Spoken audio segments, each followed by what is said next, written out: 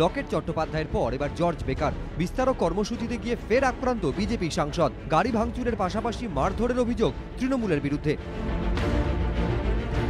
বিজেপির দাবি, শনিবার কালনায় বিস্তারক কর্মসূচিতে অংশ নেন জর্জ বেকার। অভিযোগ, তৃণমূলের পার্টি অফিসের পাশ দিয়ে যাওয়ার সময় তাদের উপর হামলা হয়। তৃণমূল কাউন্সিলর সমরজিৎ হালদারের নেতৃত্বে প্রথমে জর্জ বেকারের গাড়ির কাঁচ ভাঙা হয়, পরে তাকে উইকেট দিয়ে মারা হয় বলেও অভিযোগ।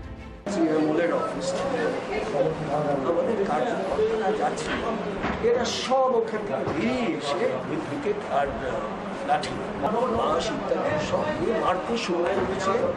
আমি যে গাড়িতে বসেছিলাম সামনের কাঁচটা ভেঙে দিয়েছে। আমি নামলাম ওই ছেলেদেরকে ধরার জন্য, যে ভাই মারছো কেন?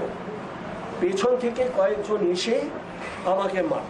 যত মানুষ এর থেকে সরে যাচ্ছেন টিএমসি থেকে, তত তারা আরো হিংস্র হয়ে গিয়ে বিজেপিকে আক্রমণ করছে, কারণ বিজেপিকে ভয় পাচ্ছে যে বিজেপি ওদেরকে একদিন এখান থেকে সরাবে। না, আর কেউ মারে না, এমনি হেঁটে কেটে পড়ে গেছে, মারবে আবার কে? যদিও বিজেপির বিরুদ্ধেই পাল্টা অভিযোগ তুলেছে শাসক দল।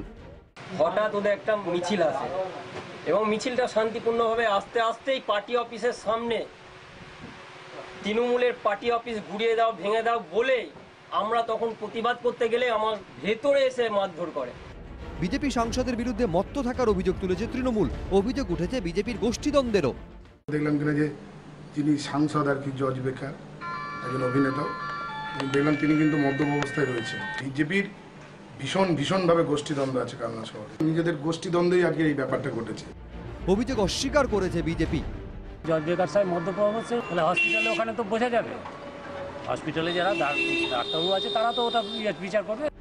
শাসক দলের দাবি, এলাকায় পূর্ব বর্ধমান জেলার বিজেপির সাধারণ সম্পাদক সুশান্ত পাণ্ডে এবং স্থানীয় নেতা কৌশিক দাশগুপ্তর গোষ্ঠীর লড়াইয়ের ফলেই এই ঘটনা।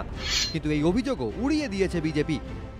আমাদের গোষ্ঠীদ্বন্দ্ব তো বলতে হবে, ওনাদের মধ্যে যেটা আছে সেটা আমাদের উপর চাপিয়ে দিচ্ছে। শনিবারের ঘটনায় জর্জ বেকারের হাতে পিঠে আঘাত লাগে। তাকে প্রথমে কালনা মহকুমা হাসপাতালে নিয়ে যাওয়া হয়। সেখান থেকে কালনা থানায় গিয়ে তৃণমূলের বিরুদ্ধে অভিযোগ দায়ের করেন তিনি।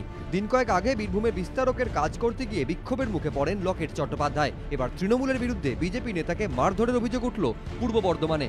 রানা দাস, এবিপি আনন্দ, পূর্ব বর্ধমান।